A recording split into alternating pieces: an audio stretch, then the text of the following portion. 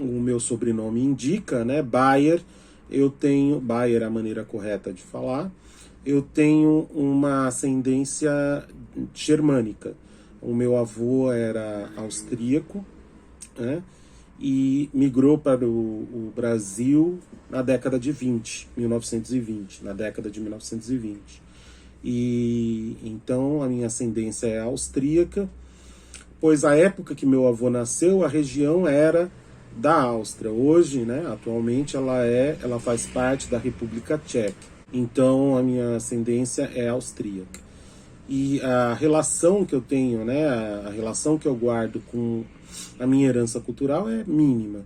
O meu avô já faleceu faz mais de 30 anos e poucos filhos dele, né, meu pai e meus tios, mantiveram pouquíssimas tradições culturais.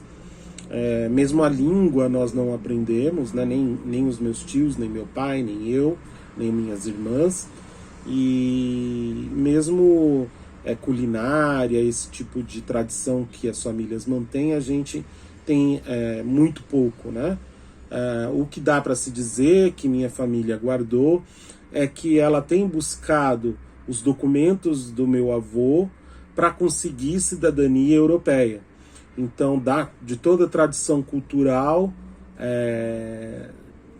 trazida, né, pelo meu avô quando ele migrou para cá, o que restou para minha família, basicamente, foi o sobrenome e a possibilidade de conseguir uma cidadania estrangeira para facilitar a viagem, uma entrada, uma moradia, né, nos países da Europa.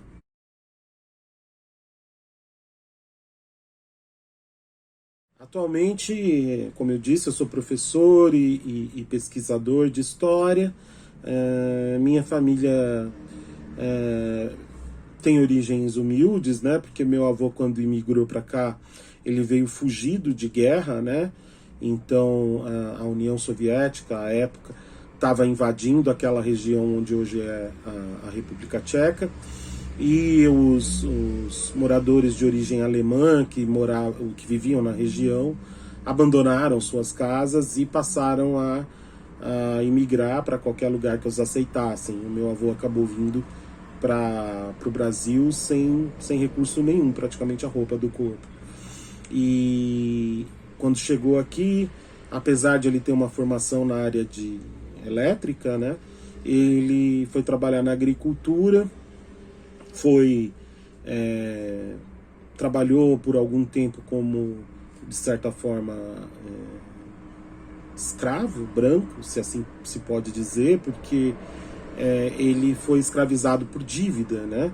Não é a mesma coisa do que do outro processo de escravidão, mas vamos dizer que ele exercia um trabalho análogo à escravidão, porque ele não recebia pagamento e tinha um trabalho explorado. Enfim, e dali ele conseguiu fugir junto com o irmão dele e foi viver em Goiás. Teve seus 7 filhos ali na região de Piracanjuba, em Goiás, bem no interior de Goiás, e alguns dos seus filhos migraram. No meu caso, o meu pai migrou para São Paulo, mas outros filhos foram para Brasília, alguns ficaram em Goiás mesmo, mas em outras cidades do estado, né? Então, meu pai veio para São Paulo, onde trabalhou como metalúrgico, e se aposentou, né, também como metalúrgico nos anos 90, e eu fui o primeiro da minha família a ingressar na universidade pública, né? Onde aí eu consegui concluir minha formação. Então é nesse ponto que eu me encontro na tradição da minha família. Eu entendo que eu hoje sou uma pessoa, há muito tempo já que eu sou adulto, né? Pelo menos uns 27, 28 anos já. E eu entendo que eu sou uma pessoa que goza totalmente de liberdade. de opinião, de expressão, de decidir o próprio rumo da minha vida. E entendo que a minha família influi muito pouco nas decisões que eu tomo, né, na minha vida, e outras instâncias também, né? É claro que economicamente ou de outras formas a gente está sempre condicionado a tomar algumas decisões, mas eu tenho total liberdade de escolha para decidir os rumos da minha vida enfim, o meu livre-arbítrio mora aqui comigo, ou seja, ele não, eu sou totalmente livre para tomar as minhas decisões sem sofrer pressão ou influência direta de ninguém. Eu entendo que eu tenho total experiência de liberdade no país em que eu vivo, né, que é o Brasil, com muito pouca interferência externa com relação às decisões propriamente ditas de todos os caminhos da minha vida. Tenho liberdade de expressão, tenho acesso a meios de comunicação, gozo de total abertura política, né? Voto, posso ser votado, nunca fui reprimido por quem quer que seja, por fazer nada que fosse legal, né? Então, a minha experiência de liberdade é total.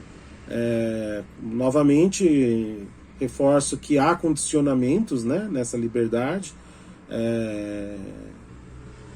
sejam eles econômicos ou legais, né, mas isso faz parte da vida em sociedade como a construímos.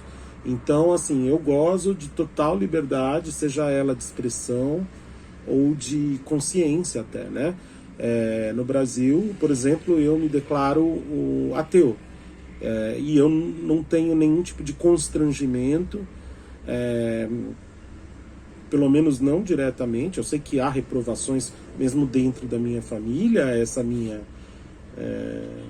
opção de vida, mas isso não me limita em nada, né? Ou não me atrapalha, não tem influência na minha vida diretamente. Olha, eu sou uma pessoa muito otimista para enfrentar qualquer impedimento que eu encontre na minha vida, né? Hoje, as principais dificuldades que eu tenho dizem respeito à economia, né? Não sei se a maioria das pessoas sabem, mas a escolha de carreira na área acadêmica, ela é uma escolha muito difícil porque ela demanda muito esforço e paga muito pouco, especialmente se você opta por um regime de dedicação exclusiva.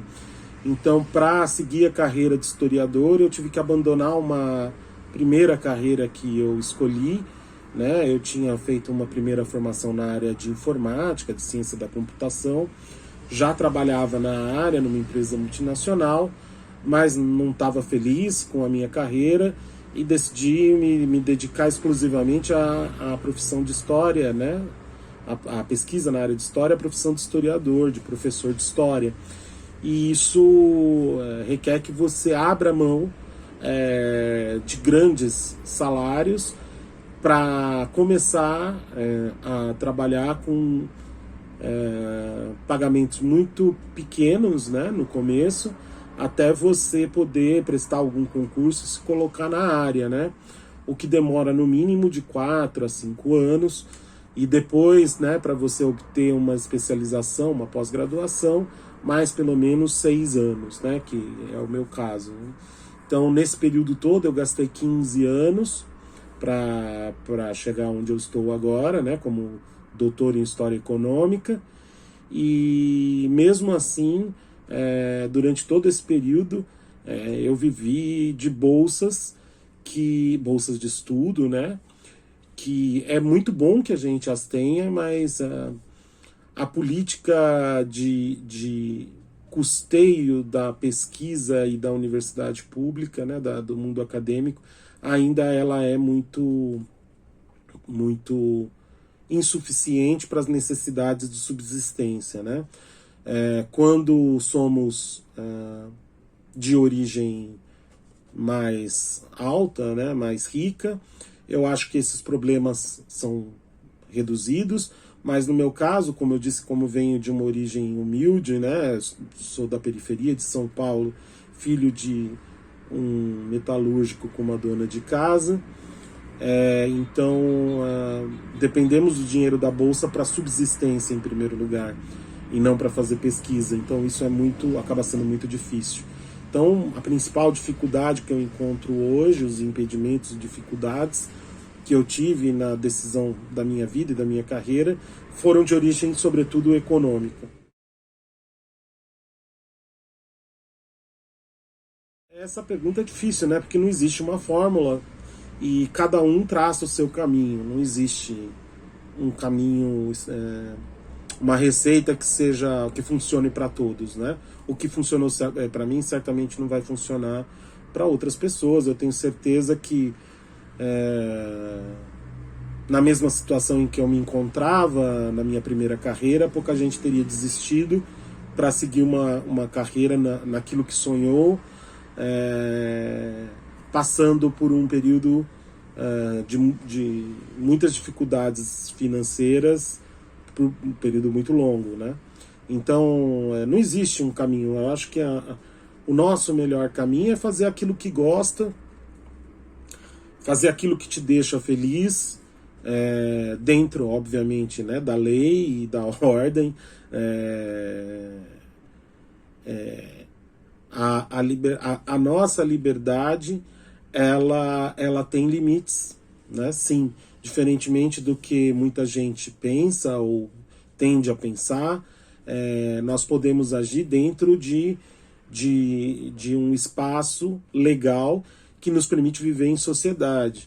Então, é importante ter sempre em mente que a liberdade não é ilimitada, não existe uma vida em sociedade onde a liberdade seja ilimitada, né? Ela tem que ser, sim, regulada, controlada, e nós temos que agir dentro desse acordo, né, que todos fazemos, né, desse contrato social. Então é importante que a gente mantenha, né? Não é permitido dizer tudo sobre qualquer coisa, você não tem liberdade para ser racista, para ser misógino, para ser homofóbico, você não tem liberdade de cometer nenhum crime, né? Então, dentro da lei, cada um faça aquilo que lhe pareça ser o mais correto e o que lhe deixa feliz. Eu encontrei a felicidade quando eu decidi fazer isso, a felicidade, enfim, o caminho da minha vida, quando eu decidi fazer isso, seguir aquilo que eu mais amava na vida, que era me dedicar ao estudo e à pesquisa na área de história. E não me arrependo em nenhum momento de ter feito isso, então é o que eu espero que todos façam. Um grande abraço a todos e, mais uma vez, agradeço pela oportunidade de compartilhar minha opinião, meu pensamento, e espero que seja útil a quem possa assistir. Um grande abraço e até a próxima.